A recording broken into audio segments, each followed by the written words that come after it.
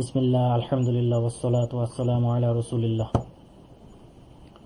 কিছুদিন আগে বাচ্চাদের নিয়ে একটা পোস্ট দিয়েছিলাম চিন্তিত অভিভাবকদের জন্য, যেন বাচ্চাদের ব্যাপারে কোনো প্রবলেম ফেস করে থাকলে কমেন্ট করে। তো সেই পোস্টে প্রায় 1000 কমেন্ট পড়েছিল।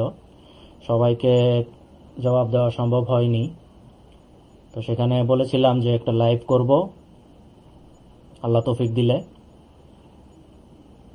ওই লাইভে বাচ্চাদের প্রবলেমগুলো নিয়ে একটা জেনারেল আলোচনা করব। তো বাচ্চাদের প্রবলেমগুলো যেহেতু সিমিলার, প্রায় বাবা মার অভিযোগ একই রকম ছিল, দুই একটা এক্সেপশনাল কেস ছিল। তো একসাথে উত্তর দিয়ে দিলে আমার মনে হয় আমার জন্য সহজ, তাদের জন্য সহজ হবে ইনশাল্লাহ।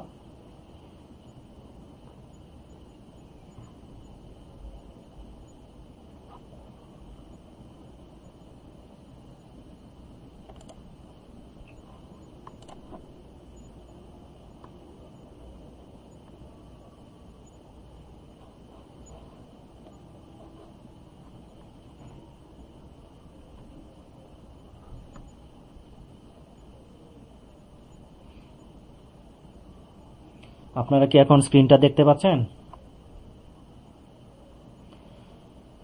আচ্ছা, আশা করি দেখতে পাচ্ছেন। তো যেটা বলছিলাম, বাচ্চাদের আলোচনা শুরু করার আগে আমি ক্রাইসিস নিয়ে দু একটা কথা বলি। বর্তমান বাচ্চাদের কি অবস্থা, আর আমরা যখন ছোট ছিলাম তখন কি অবস্থা ছিল। আজ থেকে 25, 30, 35 বা 40 বছর আগে আমাদের সমাজ ব্যবস্থা একরকম ছিল, এখন সমাজ ব্যবস্থা টোটালি অন্যরকম। তো আমাদের সময় এত পড়ালেখার চাপ ছিল না, আমরা সারাদিনই খেলাধুলা করতাম বলতে গেলে। খোলামেলা জায়গার মধ্যে থেকেছি, বাইরে বাইরে অনেক সময় দিয়েছি। বর্তমানে এই সুযোগটা নাই। তাছাড়া বাবা, চাচা, খালা, ফুফু, মামাদের সাথে অনেক সময় দিয়েছি। বর্তমানের বাচ্চারা এই সুযোগটা পাচ্ছে না। আমাদের বর্তমানের বাচ্চারা করোনার কারণে হোক বা পরিবর্তিত সামাজিক ব্যবস্থার কারণে হোক, যৌথ পরিবার ভেঙে একক পরিবার গড়ে ওঠা, গ্রাম ছেড়ে শহরে চলে আসা, আবদ্ধ ফ্ল্যাট বাড়িতে থাকা, যে কারণেই হোক বাচ্চারা এখন মোটামুটি 4 দেয়ালের ভিতরেই বন্দি থাকে। তো 4 দেয়ালের ভিতরে বন্দি একটা বাচ্চার থেকে এটা আশা করা যায় না তাকে আমি সাজিয়ে গুছিয়ে দিব আর সে সারাক্ষণ সোফায় বসে থাকবে, বিছানায় শুয়ে থাকবে, এটা আশা করা যায় না। আসলে বাচ্চারা চঞ্চল, তারা চঞ্চলতার মধ্যে থাকবে, এটাই স্বাভাবিক। তাদেরকে কোনো কিছু দিয়ে বসিয়ে রাখতে হবে, ইন্টারেস্টিং কোনো কিছু দিয়ে বসিয়ে রাখতে হবে। এমন না যে আমি পুতুলের মতো তাকে সাজিয়ে গুজিয়ে দিলাম আর সে সারাক্ষণ ওখানে বসে থাকবে আর আমি আমার ঘরের কাজকর্ম করব, এরপর ফেসবুকিং করব, নিজেরা কোয়ালিটি টাইম স্পেন্ড করব। এরকম হবে না, হওয়া সম্ভব না। আসলে বাচ্চারা চায় আমরা যেন তাদেরকে একটু মনোযোগ দিয়ে তাদের কথাগুলো শুনি, তাদের সাথে একটু থাকি। এই জন্য বারবার বিরক্ত করতে আসে, আমাদের দৃষ্টি আকর্ষণ করার চেষ্টা করে। এই বিষয়গুলো মাথায় রাখলে ইনশাল্লাহ অনেক কিছু সহজ হয়ে যাবে বোঝা। এটা গেল ক্রাইসিসের পার্টটা। এখন প্রবলেমগুলো নিয়ে একটু কথা বলি। বাচ্চাদের প্রবলেম নিয়ে কথা বলার আগে বাচ্চা কারা এই ডেফিনেশনটা আমাদেরকে জানতে হবে। এই ডেফিনেশনটা আমরা জানবো শরীয়তের মাধ্যমে। শরীয়ত কাদেরকে, ইসলামী শরিয়া কাদেরকে আসলে বাচ্চা বলেছে। ও আরেকটা বিষয় যেটা, সেটা হলো যে আমরা গর্ভস্থিত বাচ্চার ব্যাপারে কথা বলবো না এখানে। যারা প্রেগনেন্ট আছেন তাদের ব্যাপারে কথা বলবো না।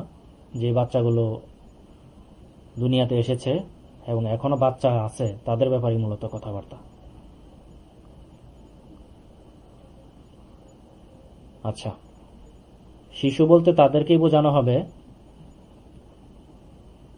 যারা এখনো বালেগ হয়নি।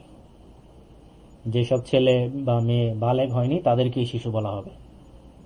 তাদের উপরে শরিয়ার কোনো হুকুম এখনো প্রযোজ্য হয়নি। ছেলে বা মেয়ে বালেগ কিভাবে হয়, একজন অভিভাবক হিসেবে এটা আমাকে জানতে হবে। আমি কখন বুঝবো আমার ছেলে বালেগ হয়েছে, কখন কিভাবে বুঝবো আমার মেয়ে বালেগা হয়েছে, এটা একজন সচেতন অভিভাবক হিসেবে আমাকে জানতে হবে। যদি আমি না জানি, সেক্ষেত্রে আমি নিকটস্থ কোনো বিজ্ঞ আলেমের কাছ থেকে জেনে নিব। খুবই সিম্পল একটা বিষয়, এটা আমরা জেনে নিব জিজ্ঞেস করে।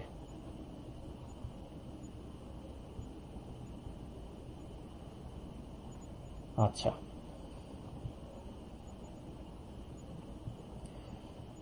তো বালেগ হয়ে গেল মানে সে আর শিশু নেই, সে এখন তরুণী হয়েছে। শিশুদের কাতার থেকে তার নাম কাটা গেল। এখন দেশের আইন কি বলে, কত বছর বয়সে, এগুলো বিবেচ্য বিষয় না। ইসলামিক শরিয়ার কাছে এগুলো বিবেচ্য বিষয় না। বালেগ হয়ে গেল মানে সে আর শিশু নাই, তার উপরে শরীয়তের হুকুম আহকাম জারি হয়ে গেছে, তাকে এখন থেকেই নামাজ পড়তে হবে, রোজা রাখতে হবে, বাধ্যতামূলক হয়ে গেছে। আলোচনার সুবিধার্থে আমরা শিশুদেরকে দুই ভাগে ভাগ করতে পারি: দুগ্ধপোষ্য শিশু এবং দুধ খায় না এমন শিশু। এটা ব্রেস্ট ফিডিং হোক বা বোতলের দুধ হোক, যেটাই খায় তাদেরকে আমরা দুগ্ধপোষ্য শিশু বলবো। এবং অন্য শিশু বলতে যারা এখন স্বাভাবিক খাবার খাচ্ছে, ভাত মাছ মাংস খাচ্ছে, তাদেরকে বোঝানো হবে। দুধের উপর নির্ভরশীল নয়, এমনি সারাদিনে এক গ্লাস দুধ খায় এটা না, মানে শুধু দুধই খায় এরকম হচ্ছে দুগ্ধপোষ্য শিশু, এবং অন্যরা হচ্ছে অন্য। তো শিশুরা মায়ের উপর নির্ভরশীল, এটা আসলে বুঝিয়ে বলার কিছু নাই। একটা শিশু দুনিয়াতে আসার পর থেকেই তার মাই তার সব, এক কথায় সে পুরোপুরি মায়ের উপর নির্ভরশীল। খাওয়া দাওয়া, গোসল, ওয়াশরুম, এগুলোর জন্য সে তার মায়ের উপর নির্ভরশীল। মা অথবা নানি, চাচি, তারা কাজগুলো কিছু ভাগাভাগি করে করেন, হেল্প করেন, মাকে হেল্প করেন, মূলত মাকে হেল্প করেন এই বিষয়গুলোতে। কিন্তু মায়ের কাজটাই আসল। তো শিশুর স্বভাব, আচার আচরণ, স্বাস্থ্য, এই বিষয়গুলো মায়ের স্বভাব, আচার আচরণ, স্বাস্থ্যের উপর অনেকাংশেই নির্ভরশীল। মায়ের খাদ্যাভ্যাস যদি ঠিক থাকে, শিশু ঠিকমতো দুধ পাবে, শিশুর পেট খারাপ হবে না, শারীরিক যে অসুস্থতা, জ্বর, সর্দি, কাশি, এগুলো হবে না। দেখা গেছে যে মা যদি অসুস্থ হয়ে যায়, জ্বর চলে আসে, সর্দি কাশি শুরু হয়, শিশুও আক্রান্ত হয়। মায়ের পেট খারাপ হলে দুগ্ধপোষ্য শিশুও আক্রান্ত হয়। একজন মা যদি অসুস্থ থাকে, সেই দুগ্ধপোষ্য শিশু না হোক, বড় শিশু হলেও দেখা যাবে যে ঠিকমতো যত্নপ্রাপ্তি হচ্ছে না, রান্না বান্না, খাওয়া দাওয়া হচ্ছে না। এটা একটা জেনারেল কথা আর কি। বাচ্চার মা যদি সুস্থ থাকে, বাচ্চা সুস্থ থাকবে, এটাই সাধারণ বিষয়। এক্ষেত্রে মাকে একটু সাবধানে চলাফেরা করতে হবে, যেন সর্দি কাশি না হয়। ঠান্ডা পানি দিয়ে হাত ধোয়া, গোসল করা, মা যদি ঠান্ডা সহ্য করতে না পারে, এই বিষয়গুলো অ্যাভয়েড করা। বাচ্চার নিজের জন্যও ভালো হবে, বাচ্চার জন্যও ভালো হবে ইনশাল্লাহ। বাচ্চা অসুস্থ হলে বা ছোট বাচ্চা কিছু বলতে পারে না, কথা বলতে পারে না, বোঝাতে পারে না, শুধু কান্না করে, পেটে ব্যথা না মাথায় ব্যথা না কি হয়েছে বলতে পারে না, এইসব ক্ষেত্রে আমরা দ্রুত একজন শিশু বিশেষজ্ঞের কাছে চলে যাব, একজন ডাক্তার দেখাবো। এতে করে যদি ডাক্তারে কোনো প্রবলেম হয়, ইনশাআল্লাহ দ্রুত ফায়দা পাওয়া যাবে। আর যদি রুকিয়াও সাথে সাথে করি, রুকিয়াও করলাম, ডাক্তারও দেখালাম, তাহলে তো আলহামদুলিল্লাহ খুবই ভালো। দুটোই করতে পারি। আবার এটাও করতে পারি যে প্রথমে রুকিয়া করলাম, রুকিয়া করে দেখতেছি যে বাচ্চার খুব একটা ইমপ্রুভমেন্ট হচ্ছে না, সাথে সাথে আমরা ডাক্তার দেখালাম। এই ছোট বাচ্চাদের, একদম ছোট শিশু বাচ্চাদের রুকিয়া করা খুবই সহজ এবং খুবই ইফেক্টিভ, সময় লাগে না, একবার দুইবার করলেই হয়ে যায়। আপনি এমন না যে এক সপ্তাহ রুকিয়া করলেন, এরপর ডাক্তারের কাছে গেলেন, এরকম না। আপনি যদি বিকালে ডাক্তারের সিরিয়াল পান, সকালে রুকিয়া করে ফেলেন। যদি সুস্থ হয়ে গেল আলহামদুলিল্লাহ, হয়ে গেল। আর যদি সমস্যা থেকে থাকে তাহলে তো আপনি ডাক্তারের সিরিয়াল নিয়েছেনই। এভাবে দুইটা ব্যালেন্স করে চললে ইনশাল্লাহ সহজে দ্রুততম সময়ে আল্লাহ তাআলা সুস্থ করে দিবেন।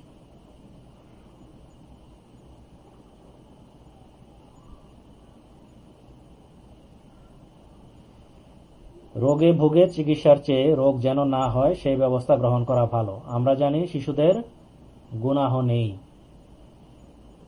তারপরও তারা কষ্ট পায়, অসুখ বিসুখ হয়। এক্ষেত্রে বাবা মারও কিছু দায় আছে। বাবা মার জন্য এটা আল্লাহর তরফ থেকে পরীক্ষা। একটি শিশু বালেগ হবার আগে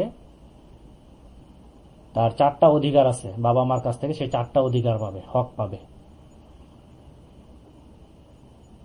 আজকালকার বাবা মারা, এটা খুবই দুঃখজনক যে একটা শিশু গর্ভে আসার পরে প্রায় 8-9 মাস 10 মাস সময় পাওয়া যায়। তো আমরা যদি সময় মতো হক আদায় করতে চাই, এটা খুব কঠিন কিছু না। এই 10 মাসে প্রস্তুতি নিলে অবশ্যই আদায় করা সম্ভব। তো আমার ওস্তাদ আলী হোসেন হাফিজাহুল্লাহ এই প্রসঙ্গে বলতে গিয়ে একটি গুরুত্বপূর্ণ কথা বলেছেন। কেউ যদি তার সন্তানের জন্য সময় মতো এই 4টি হক আদায় করে, তাহলে ইনশাল্লাহ সন্তান দিনের পথেই থাকবে, অন্য লাইনে চলে যাবে না, বদদিনী লাইনে চলে যাবে না। কোনো কারণে যদি চলেও যায় ইনশাল্লাহ সে ফিরে আসবে, আল্লাহ তাআলা সেই তৌফিক দিবেন। এই 4টি হক হলো জন্মের পর ডান কানে আজান ও বাম কানে একামত দেয়া। আজান এটা আমরা সবাই জানি। একামতের ব্যাপারে অনেক আপু, মা, আন্টিরা সেদিন বলেছেন যে একামত আসলে কি। একামত হচ্ছে যে শব্দ, আজানের শব্দগুলোই, আজানে যেটা বলে সেটাই। এটা বলা হয় জামাতে নামাজ পড়ার আগে। দুইটা বাক্য আছে, ওখানে অতিরিক্ত বলা হয়। এই বিষয়টা আমরা জেনে নিব। আমাদের ঘরের যারা পুরুষ ব্যক্তি আছে, মসজিদে যায় নামাজ আদায় করতে, তাদের কাছে জিজ্ঞেস করলেই আমরা পেয়ে যাব আসলে কিভাবে একামতটা দেয়, কি কি বলে একামতে।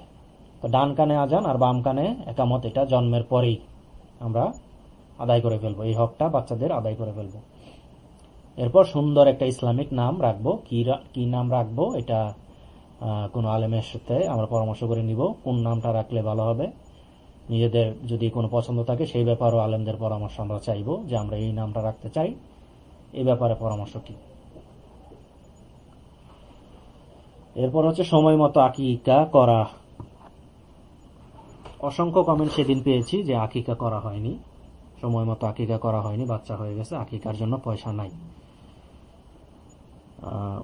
বাচ্চাদের ছেলে হলে 2টো ছাগল আর মেয়েদের জন্য 1টা ছাগল আকিকা দিতে হয়। এর বিস্তারিত পদ্ধতি আমরা আলেমদের থেকে জেনে নিব। তো এই প্রস্তুতিটা আমরা আগে থেকেই নিব। যখন বাবু আসে, বাবুর ব্যাপারে আমরা কনফার্ম হয়ে যাই, এরপর থেকেই আমরা যদি প্রস্তুতি নিই যে না আমাকে তো আকিকা দিতে হবে, তাহলে ইনশাআল্লাহ এটা সহজ। আর অনেক সময় আমরা লেট করি, যে বাচ্চার বাবা বিদেশে থাকে, আসলে আকিকা দিবে, বাচ্চার দাদার অসুখ, বাচ্চার এই বাচ্চার ওই, মানে দুনিয়ার সব হালত ঠিক আছে, ওগুলো আমরা পালন করতে পারি।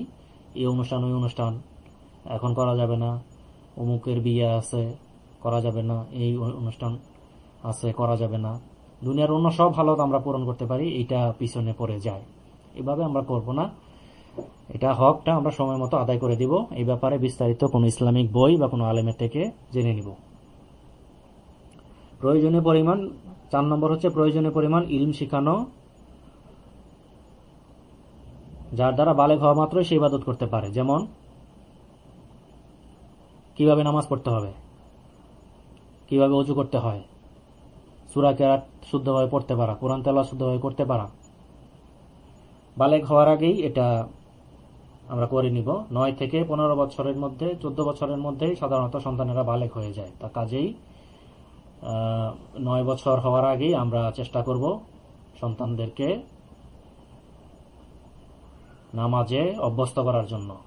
অজু কিভাবে করতে হয় শিখিয়ে দিব, নামাজ কিভাবে পড়তে হয় শেখানোর ব্যবস্থা করব, কোরআন তেলাওয়াত শেখানোর ব্যবস্থা করব, মক্তবে দিয়ে হোক বা ঘরে হুজুর রেখে হোক, এটা আমরা ব্যবস্থা করব।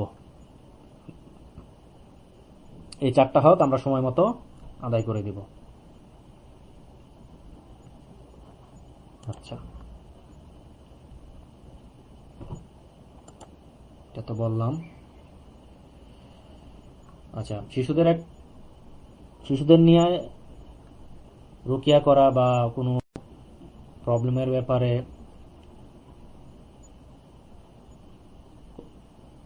ব্যাপারে বিশ্লেষণ করা এটা একটু কঠিন। একজন মানুষকে যদি পূর্ণবয়স্ক মানুষকে জিজ্ঞেস করে আপনার কেমন লাগে, সে ঠিকমতো বলতে পারবে। শিশুদেরকে জিজ্ঞেস করলে সে বলতে পারবে না। এক্ষেত্রে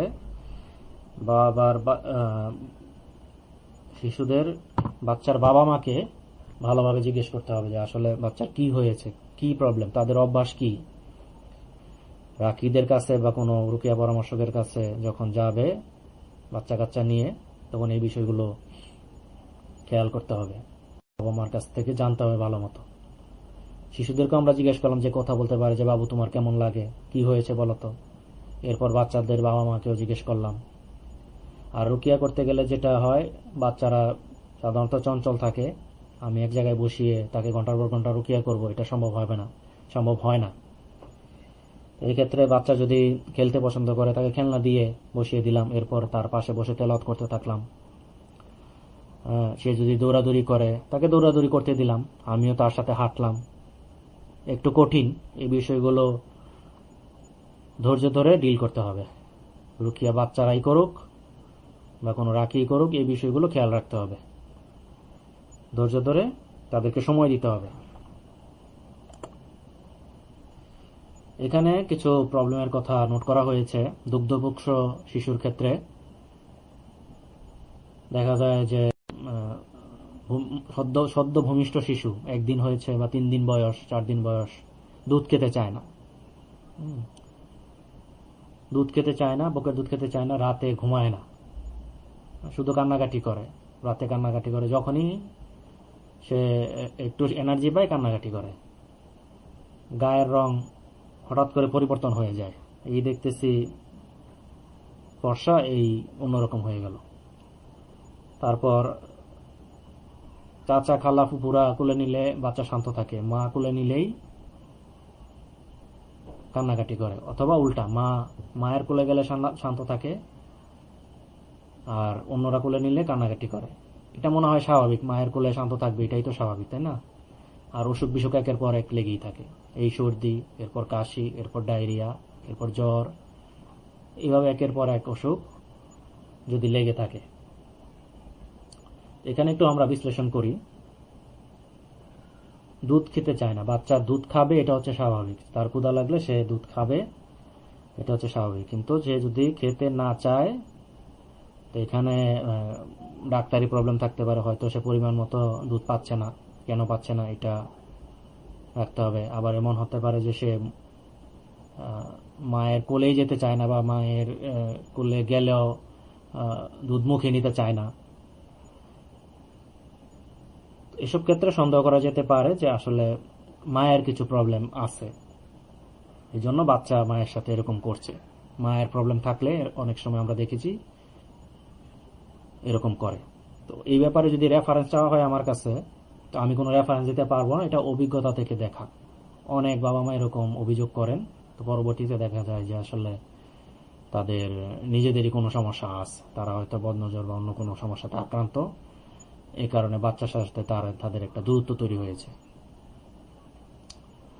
শুধু কান্নাকাটি করে, এটা অনেক কারণেই হতে পারে। বাচ্চার কোনো শারীরিক সমস্যা থাকতে পারে, পেটের ব্যথা যদি হয়, পেটে গ্যাস যদি হয়, এই জন্যই বলেছিলাম যে ডাক্তারও দেখাবো, রুকিয়াও করব। আবার বাচ্চা অতিরিক্ত ঠান্ডা লাগে, অতিরিক্ত গরম লাগে, দেখা যায় যে বাচ্চা একটা হলে একবারে 3-4টা কাঁথা দিয়ে, কম্বল দিয়ে আমরা পেঁচিয়ে ফেলি। তখন বাচ্চা গরম লাগলে ঘেমে যাবে, তখন কান্নাকাটি করবে, স্বাভাবিক। এই বিষয়গুলো খেয়াল রাখবো, বাচ্চার কন্ডিশন কি। আর যদি অনর্থকী কান্নাকাটি করে, কোনো কিছুই না, সেক্ষেত্রে রুকিয়া করা লাগতে পারে। এবং এই রুকিয়া আমি মনে করি বাবা মা সহই করা উচিত। গায়ের রং পরিবর্তন হয়ে যায়, এটাও রুকিয়া কেস হতে পারে। হ্যাঁ, রুকিয়া করবো, মার কুলে গেলে কান্না করে, এটা বলেছি। মায়ের সমস্যা হতে পারে এক্ষেত্রে, অসুখ বিসুখ লেগে থাকে, এটাও রুকিয়া সংক্রান্ত হতে পারে।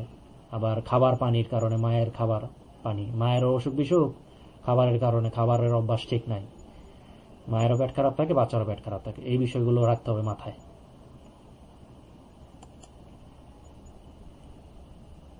আর এটা হচ্ছে একটু বড় বাচ্চাদের জন্য, যারা এখন দুধ খায় না, তাদের জন্য।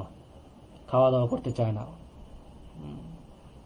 অসুস্থতা লেগেই থাকে, কথা শুনে না, বেয়াদবি করে, তর্ক করে, মুখে মুখে হুট করে অসুস্থ হয়ে যায়, বয়সের তুলনায় কথা বলতে পারে না, 3-4 বছর হয়ে গেছে বা 2 বছর 3 বছর হয়ে গেছে, এখনো আগের মতো কথা বলতে পারে না। আগে কথা বলতে পারতো, কিন্তু এখন তোতলায়, এখন পারে না, বা কম বলে, তোতলায়, অকারণে ভয় পায়, দুঃস্বপ্ন দেখে। দুঃস্বপ্ন দেখে এটা বোঝার উপায় কি? বাচ্চা ঘুমের ভিতরে আপনি রেপিড আই মুভমেন্ট নামে একটা ব্যাপার আছে, বিষয় আছে, REM।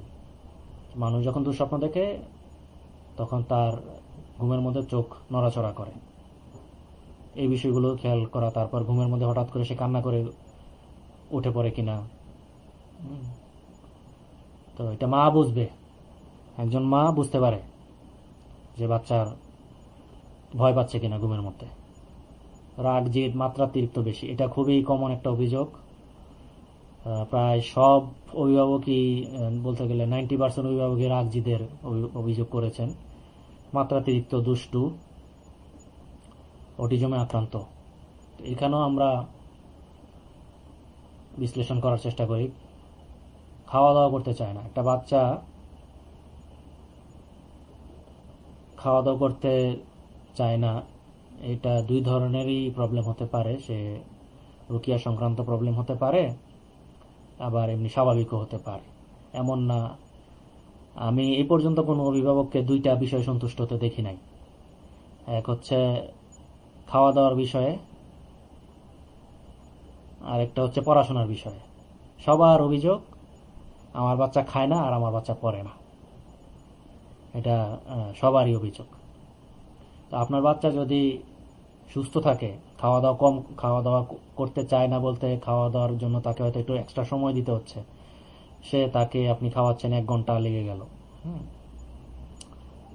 এটা কিন্তু আমি মনে করি স্বাভাবিক। কারণ বাচ্চা চাবে, আপনি বাচ্চা দেখতেছে যে ততক্ষণই তার মাকে সে পাচ্ছে বা বাবাকে সে পাচ্ছে, যতক্ষণ খাওয়ার মধ্যে সে আছে, যতক্ষণ খাবে ততক্ষণই তার মা তার সাথে থাকে।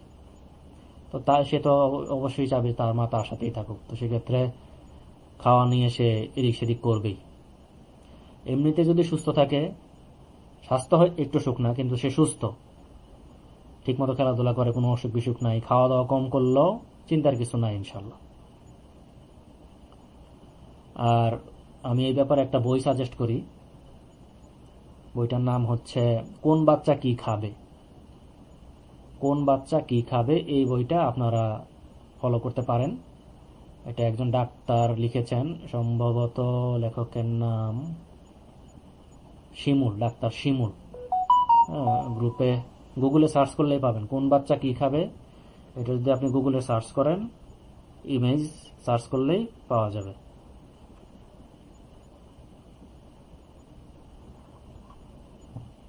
অসুস্থতা লেগেই থাকে, এটা রুকিয়া সংক্রান্ত বিষয় হতে পারে, একের পর এক অসুখ রুকিয়া সংক্রান্ত বিষয় হতে পারে। কথা শোনে না, বেয়াদব, এটা আমাদের ফ্যামিলি প্রবলেম হতে পারে, যে আমরা তাকে কথা শোনাতে পারছি না, ফ্যামিলি প্রবলেম হতে পারে।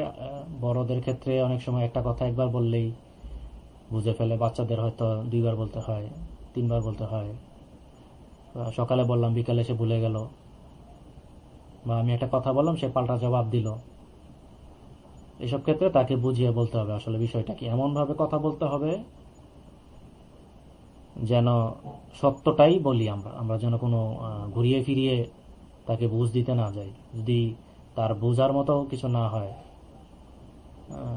তাহলে তাকে এটা বলা যে এখন তুমি বুঝবে না, আর একটু বড় হলে আর একটু পড়াশোনা করলে এটা বুঝতে পারবে, এইভাবে বলা।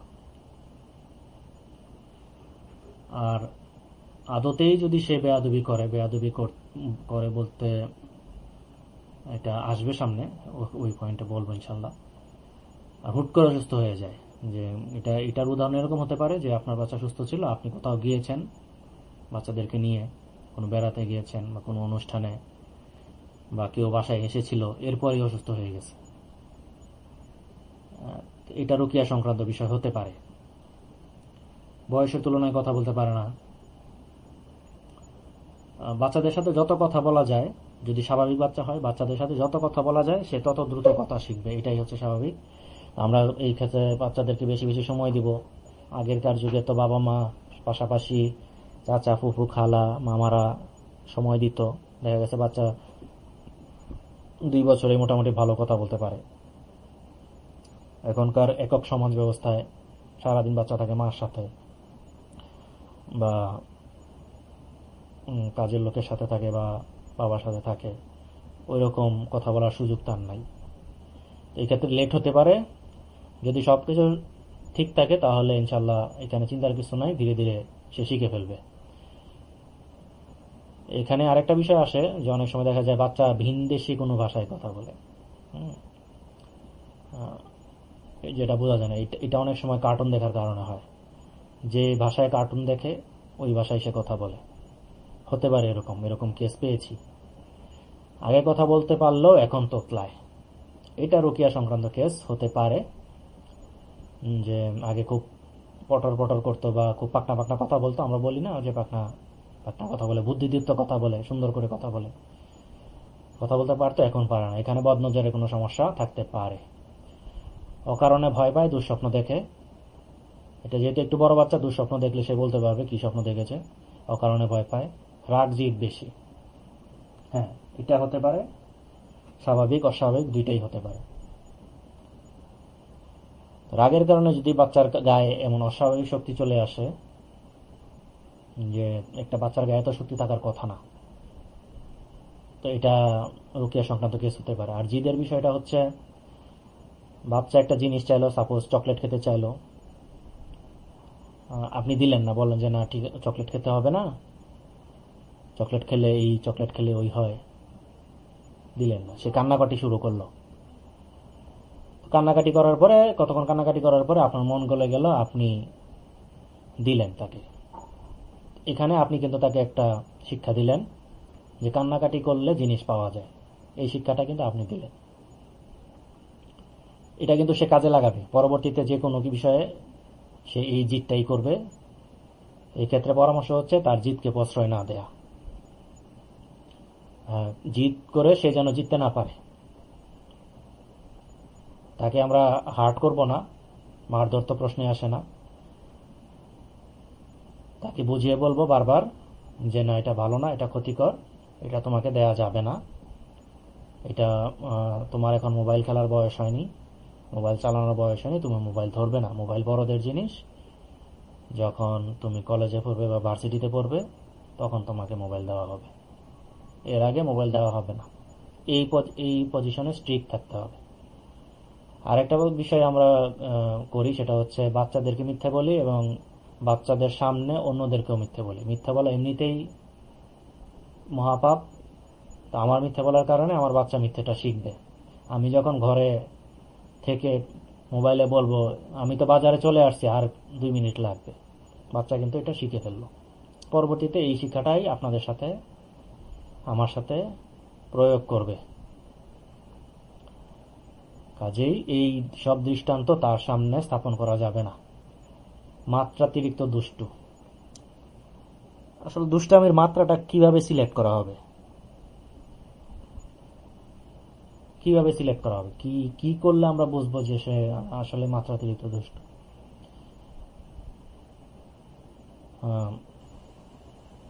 একজন মানুষ যখন ভুল করার পরে সে যখন বুঝতে পারে যে না, কেউ যখন তাকে ভুলের কথাটা বলে, সে কিন্তু বুঝতে পারে যে এটা আসলে ভুল হয়েছে। তো বাচ্চাদেরও কিন্তু এরকমই। আপনার বাচ্চা কোনো একটা অকারেন্স করলে আপনি যদি তাকে বুঝিয়ে বলেন, সে যদি বুঝে এটা ভুল, সে কিন্তু মন খারাপ করবে।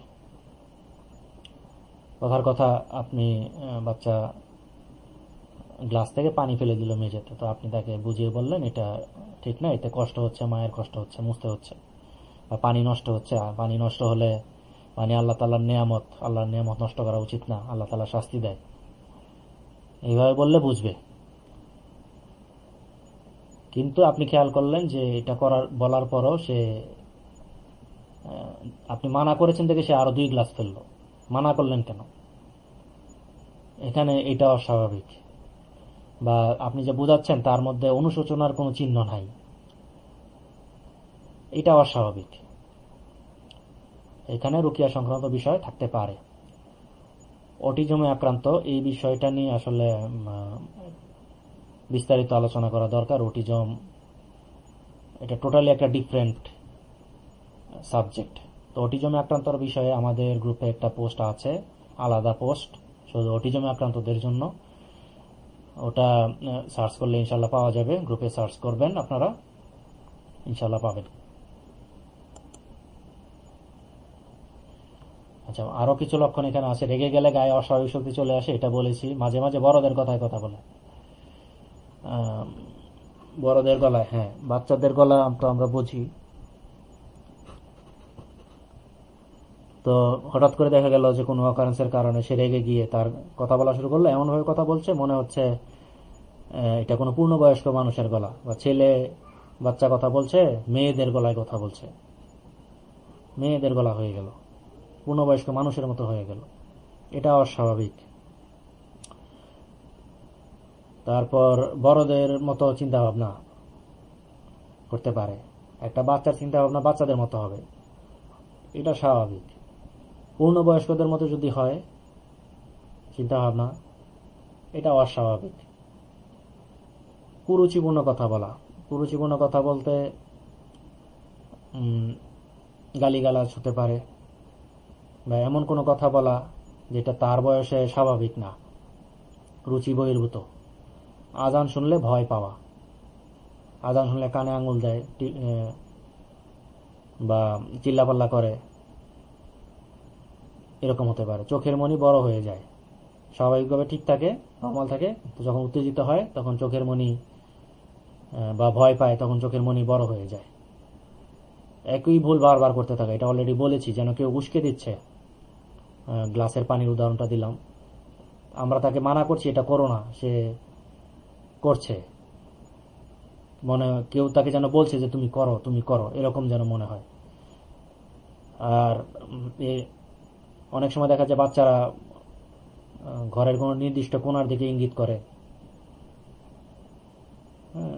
ওখানে ভাউ আছে, ওখানে ভয় আছে, ওখানে এটা আছে, ওখানে একটা বাচ্চা আছে আমার মতো দেখতে, অথবা ওখানে গিয়ে সে খেলে, ওখানে গিয়েই সে খেলে, ওখানে খেলতেই তার ভালো লাগে, বা ওখানে ওই দিক দিয়ে ইশারা করে সে ভয় দেখায়, সে ওখানে গিয়ে কাউকে খাবার সাধতেছে বা খেলনা সাধতেছে, এই টাইপের ঘটনাও আছে। এরপর যৌনতা সম্পর্কে চিন্তা ভাবনা, এমনকি বাবা মার গায়ে হাত দেওয়া, আসলে বিষয়টা একটু কেমন যেন। বাচ্চা থাকবে বাচ্চাদের মতো, সে বড়দের মতো আচরণ কেন করবে? এখানে বাবা মার কিছু দোষ আছে, বাবা মার দোষ থাকতে পারে, এগুলো আপনারা জানেন, এগুলো আমি খোলাসা করতে চাই না। বাবা মার জন্য এই ক্ষেত্রে পরামর্শ হচ্ছে আপনারা সচেতন হবেন, আপনারা সচেতন হবেন, না হয় সে কোনো একটা অকারেন্সের মধ্যে পড়তে পারে, কোন একটা অকারেন্সের মধ্যে পড়তে পারে। তো যে বিষয়গুলো বললাম, এই বিষয়গুলো যদি অস্বাভাবিক হয়, যদি রুকিয়া সংক্রান্ত হয়, তাহলে কিভাবে রুকিয়াটা করব এই বিষয়ে একটু আলোচনা করব এখন।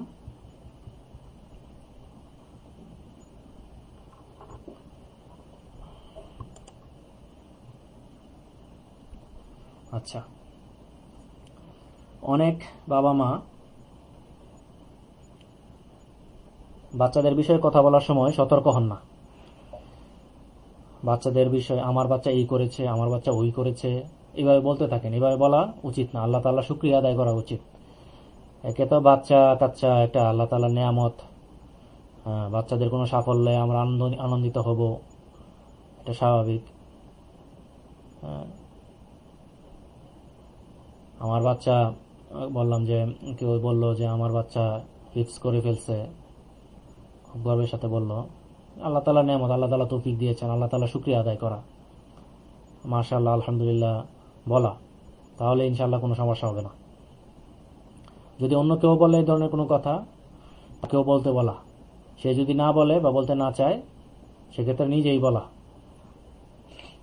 এটা খেয়াল রাখবো। আর একটা অভ্যাস আমাদের অভিভাবকদের আছে, সেটা হলো সোশ্যাল মিডিয়ায় বাচ্চাদের ছবি আপলোড করা, নিজেদের ছবি আপলোড করা, বাচ্চাদের ছবিও আপলোড করা। এটা আমরা করব না। মানুষের কার অন্তরে কি আছে এটা কেউই জানে না। দেখা যায় যে উপরে উপরে ভালো, কিন্তু ভিতরে ভিতরে সহ্য করতে পারে না, জ্বলে পুড়ে যাচ্ছে আপনাদের সুখ দেখে। এই বিষয়গুলো করব না। ছবি তোলার দ্বারা কোনো উপকার নেই এখানে, অযথা ছবি তুলব না, শেয়ারও করব না।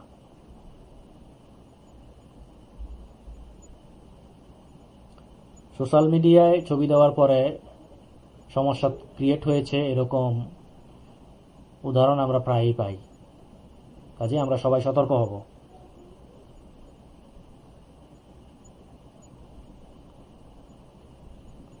এখানে বাচ্চাদের রুকিয়া করার জন্য কিছু টেকনিক বলা হয়েছে। বাচ্চাদের মাথায় হাত রেখে দোয়া পড়া, গায়ে হাত রেখে দোয়া পড়া, পরে গায়ে ফু দেয়া, দোয়াগুলো পরে পানিতে ফু দিয়ে পানি খাওয়ানো, সেই পানি দিয়ে গোসল করানো। তো এটার বিস্তারিত পদ্ধতিটা আমরা দেখে নিচ্ছি।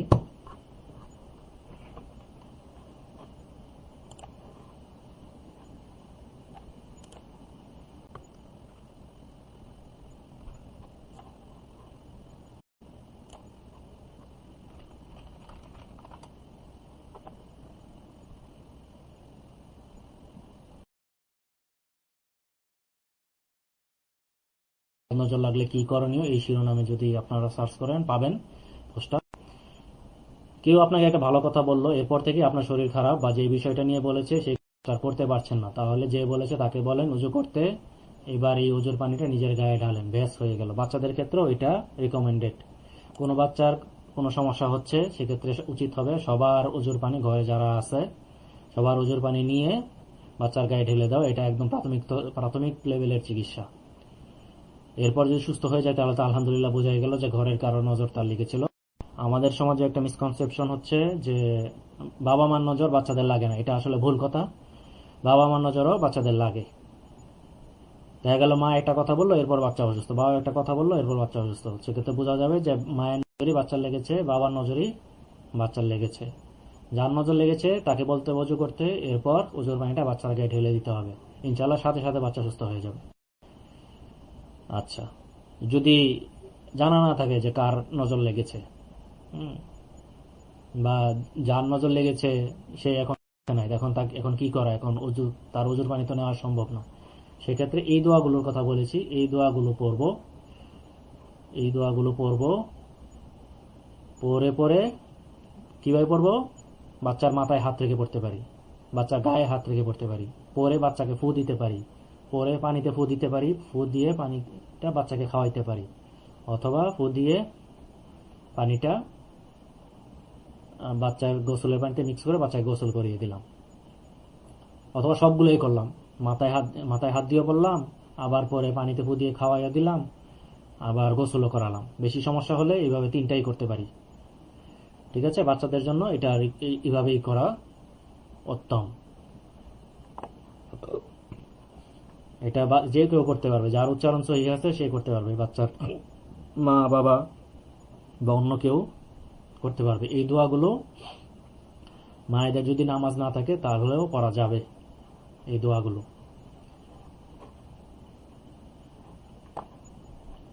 আচ্ছা,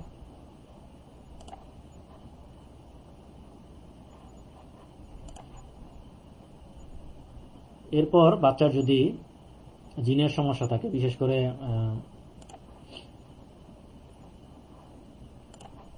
এই লক্ষণগুলি যদি মিলে, তাহলে আমরা বলতে পারি যে তার জিন সংক্রান্ত কোনো প্রবলেম থাকতে পারে। সাধারণত বাচ্চাদের জিন জাদু সংক্রান্ত প্রবলেম কম থাকে, বদনজর সংক্রান্ত বেশি থাকে। এই লক্ষণগুলো যদি মিলে সেক্ষেত্রে আমরা সন্দেহ করব যে না কোনো জিনের সমস্যা এখানে থাকতে পারে, জাদু সমস্যা থাকতে পারে। তো সেক্ষেত্রে রুকিয়া করতে হবে। রাকি রাকি কারা? রাকি হচ্ছে যারা রুকিয়া করে। আপনি যদি আপনার বাচ্চা রুকিয়া করেন, মাথায় হাত রেখে রুকিয়া করেন, তাহলে আপনি একজন রাকি। তো রাকি হিসেবে নিকট আত্মীয়রা করতে পারবে। আবার প্রফেশনাল রাকিদের কাছে যদি যেতে চান সেটাও যেতে পারবেন। বাচ্চার প্রবলেম যদি সিভিয়ার হয় সেক্ষেত্রে প্রফেশনাল রাকি দিয়ে করালে আমার মতে ভালো হবে। কিভাবে জিন ডিল করতে হবে এটা একজন প্রফেশনাল রাকি ভালো জানবেন। জিন ও জাদুর কেসগুলোতে প্রফেশনাল রাকির হেল্প নেওয়া যায়। আর যদি নিজেরা করতে চান কোনো অসুবিধা নেই, করতে পারবেন। সাধারণ রুকিয়ার আয়াতগুলো পড়বেন। বাচ্চা যদি চিল্লাপাল্লা করে করুক, ওই রুকিয়ার আয়াতগুলো পড়ে পানিতে ফু দিয়ে তার গায়ে ছিটিয়ে দেবেন। রুকিয়ার আয়াতগুলো কোথায় পাবেন? সাধারণ রুকিয়ার আয়াত দেখাচ্ছি।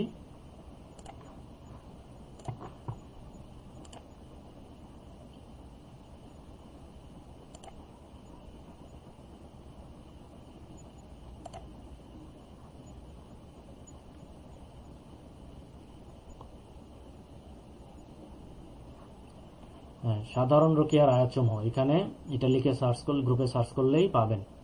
এই আয়াতগুলো পরে পরে পড়তে থাকবেন, বাচ্চার পাশে বসে পড়তে থাকবেন। ঘর থেকে যত তাবিজ যদি থাকে নষ্ট করে নিতে হবে। সব ধরনের ছবি, পুতুল, মূর্তি সরিয়ে ফেলতে হবে। ধারালো কোনো কিছু থাকলে সরিয়ে ফেলতে হবে, যেন কেউ আঘাত করতে না পারে। দরকার প্রয়োজন পড়লে আরো 2-1 জন সাথে রাখবেন। 1 ঘন্টা 1.5 ঘন্টা যতটুকু পড়লে, যতক্ষণ পর্যন্ত শান্ত না হয় পড়তে থাকবেন। আর একান্ত বাধ্য হলে, যদি এভাবে করতে না চান, যদি ভায়োলেন্ট টাইপের হয়, বাচ্চা ভায়োলেন্ট হয়ে গেছে, সেক্ষেত্রে অবশ্যই একজন প্রফেশনাল রাকির কাছে নিয়ে যাবেন। হাসপাতালের চিকিৎসা এবং ঘরের চিকিৎসা দুই রকম হবে, এটাই স্বাভাবিক। হাসপাতালে যার যাওয়ার দরকার তার ঘরে বসে চিকিৎসা ঠিকমতো হবে না, হাসপাতালে নিলে ভালো হবে। হাসপাতালের পরিবেশ অন্যরকম, সেখানে কেয়ারিংটা অন্যরকম। একই কথা রাকিদের সেন্টারের বিষয়েও, সেন্টার পরিবেশ একরকম, সেটা করাই হয়েছে রুকিয়া করার জন্য। সেখানে সব ব্যবস্থা থাকবে, কোন পরিস্থিতিতে কি করতে হবে রাকি ভালো জানবেন, তার কাছে নিয়ে গেলেই ভালো হবে। আচ্ছা,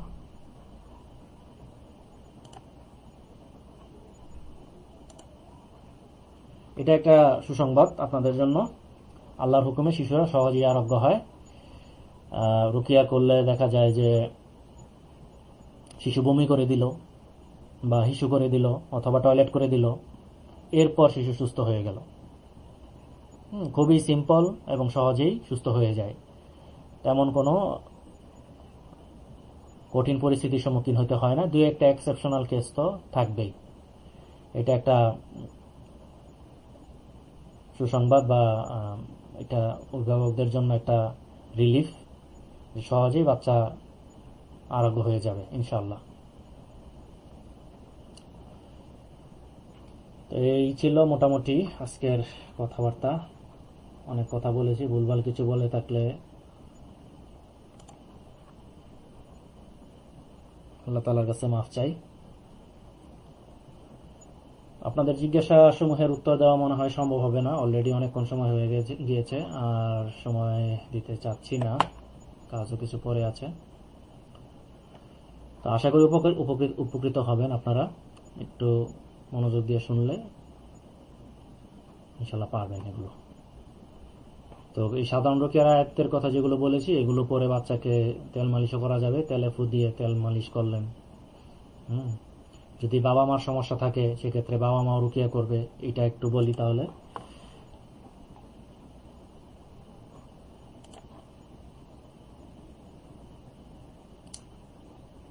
জি, বাবা মার যদি বদনজরের রুকিয়া করতে হয়, বাবা মার যদি বদনজরের সমস্যা থাকে, সেক্ষেত্রে এইভাবে রুকিয়া করতে হবে। রুকিয়া করতে হলে এই আপনার 3 নম্বর যেটা সেলফ রুকিয়াটা বাবা মা ফলো করবে। আর যদি জিনের সমস্যা হয় সেক্ষেত্রে রাকির কাছে যাবে। জাদুর সমস্যা হলে জাদু নষ্টের রুকিয়া করবে। ফেসবুকে জাদু নষ্টের রুকিয়া লিখে সার্চ করলেই ইনশাল্লাহ পাওয়া যাবে, গ্রুপে ঢুকে সার্চ করলেই পাওয়া যাবে ইনশাল্লাহ।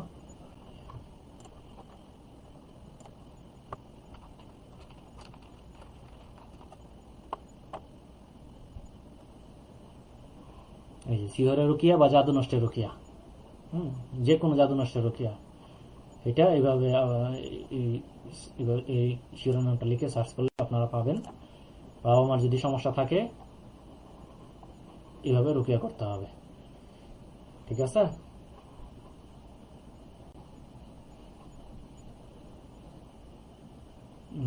দুই একটা কমেন্ট পড়ি, এখানে তো সব কমেন্ট লোড হয়নি। আমার ভাগিনা মাদ্রাসায় ক্লাস 1-এ পড়ে, ওর সবসময় ঠান্ডা জল লেগেই থাকে, অনেক ডাক্তার দেখেও কাজ হচ্ছে না, আজকে রাস্তা। এটা ওই যে বারবার অসুস্থ হয়ে যায়, বদনজর রুকিয়া আপনি করতে পারেন। অলরেডি বলেছি কিভাবে রুকিয়াটা করতে হবে, ওটা ফলো করেন, ইনশাল্লাহ ঠিক হয়ে যাবে। 7 বছর বয়স, ও রেগুলার বিছানায় ভিজায়, কি করণীয়? যাদের বাচ্চারা বিছনা ভিজায় তাদের জন্য পরামর্শ হচ্ছে বাচ্চাকে 9টার মধ্যে ভাত খাইয়ে দিবেন। 9টার মধ্যে ভাত খাইয়ে দিবেন, এরপর তখনই পানি টানি খেয়ে ফেলবে, আধা ঘন্টা 45 মিনিট পরে পানি খেয়ে ফেলবে। বাচ্চা যদি 11টার মধ্যে ঘুমায়, 11টার মধ্যে যদি ঘুমায়, ওয়াশরুম সেরে ঘুমাবে, এরপর 2 ঘন্টা পরে তাকে তুলে আবার ওয়াশরুমে নেবেন, 2 ঘন্টা বা 3 ঘন্টা পর ওয়াশরুমে নেবেন। এভাবে প্র্যাকটিস করাতে হবে, প্র্যাকটিস করালে ইনশাল্লাহ এই অভ্যাসটা চলে যাবে। এরপর যদি না যায় সেক্ষেত্রে বদনজর রুকিয়া করাবেন। আচ্ছা, পড়াশোনাতে অমনোযোগী আগে খুব ভালো ছিল, তাহলে বদনজর রুকিয়া করান। আগে যেটা ভালো ছিল এখন ভালো নাই, এরকম সমস্যা হলে বদনজর রুকিয়া করাবেন।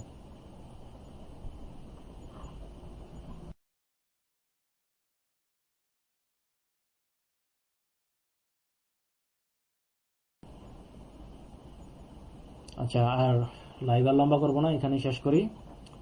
কমেন্ট অনেক পড়েছে কিন্তু এগুলো তো লোড হচ্ছে না, জবাব দেওয়ার কোনো সুযোগ নাই। আল্লাহ হাফেজ। ও এখানে এখানে আছে, আচ্ছা দেখতেছি, তাহলে ছোট্ট করে বলে দিচ্ছি।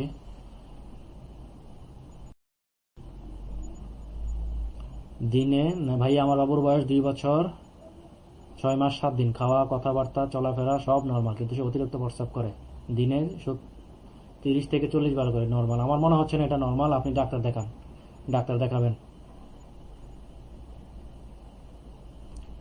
বাচ্চা এক জায়গায় থাকে না, এটা বলেছি, বাচ্চার এক জায়গায় থাকবে না, তার রুকিয়া তার পিছনে দৌড়ে দৌড়েই করতে হবে। যদি সে এক জায়গায় না থাকে তার পিছনে হাঁটাচলা করে দৌড়ে দৌড়েই করতে হবে।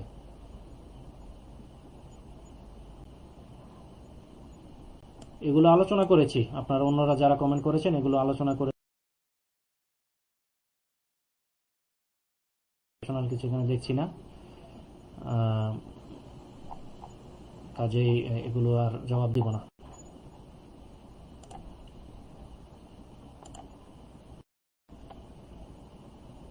আল্লাহ হাফেজ, আসসালামু আলাইকুম ওয়া রাহমাতুল্লাহি ওয়া বারাকাতুহু। সুবহানাল্লাহি ওয়া বিহামদিহি।